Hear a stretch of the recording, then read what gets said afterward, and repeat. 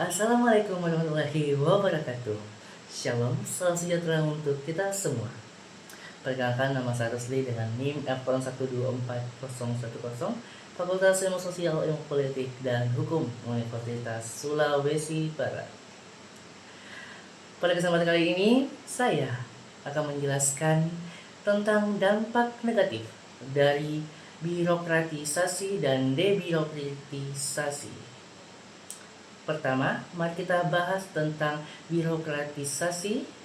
Birokratisasi adalah proses pembentukan atau pengeluasan sistem birokrasi dan pemerintah maupun organisasi. Tujuannya untuk sebenarnya baik, yaitu untuk menciptakan keteraturan, kedisiplinan, dan kejelasan dalam berbagai tugas. Namun, jika birokratisasi dilakukan secara berlebihan, maka justru akan menimbulkan beberapa dampak negatif. Dampak negatif yang pertama adalah pelayanan yang menjadi lambat. Hal ini karena terlalu banyak aturan, prosedur, dan tahapan-tahapan yang harus dilalui.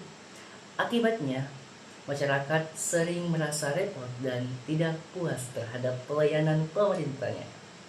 Kedua, pengawalan dan menjadi kurang kreatif dan kaku karena semua tindakan harus diikuti aturan yang ketat sehingga ruang untuk berinovasi menjadi sempit. Ketiga, biaya administrasi meningkat karena banyaknya jenjangan jabatan dan struktur organisasi yang menambah anggaran negara. Selain itu, proses yang terlalu panjang bisa membuka peluang korupsi dan penganut liar karena adanya oknum yang memanfaatkan situasi untuk mempercepat proses. Dan akhirnya, hubungan antara birokrasi dan masyarakat menjadi kaku, sehingga pelayanan publik terasa tidak harmonis dan kurangnya efisien. Selanjutnya, mari kita bahas debirokratisasi. Debirokratisasi adalah upaya untuk menyederhanakan sistem birokrasi yang berproses kerja menjadi lebih cepat dan efisien.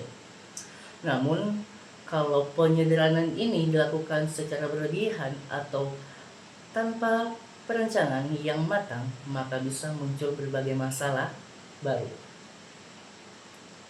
Misalnya, pengawasan menjadi lemah, kurangnya aturan dan prosedur terlalu sedikit. Hal ini bisa membuka peluang terjadinya penyimpangan atau penyelenggaraan. Kemudian kondisi antar bagian bisa terganggu karena struktur yang disederhanakan tidak lagi jelas. Pembagian tugasnya itu selalu.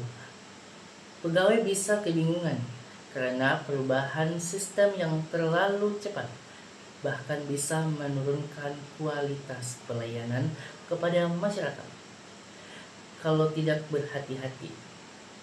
Tanggung jawab hukum juga bisa menjadi tidak jelas dan bisa menimbulkan konflik antar pegawai akibat perusahaan, jabatan, atau posisi dan struktur baru. Dari penjelasan tadi kita bisa simpulkan bahwa birokratisasi yang lebih membuat sistem menjadi lambat dan kaku, sedangkan debirokratisasi adalah kelebihan membuat sistem kehilangan kontrol arah. Dan yang paling ideal adalah menjaga keseimbangan antara keduanya. Birokrasi tetap dibutuhkan untuk menjaga keteraturan, tetapi juga harus difleksibelkan agar mampu memberikan pelayanan dan cepat, efisien, dan berpihak pada masyarakat. Demikian penjelasan saya tentang dampak negatif birokratisasi dan debirokratisasi. Semoga bermanfaat dan terima kasih atas perhatiannya. Wassalamualaikum warahmatullahi wabarakatuh.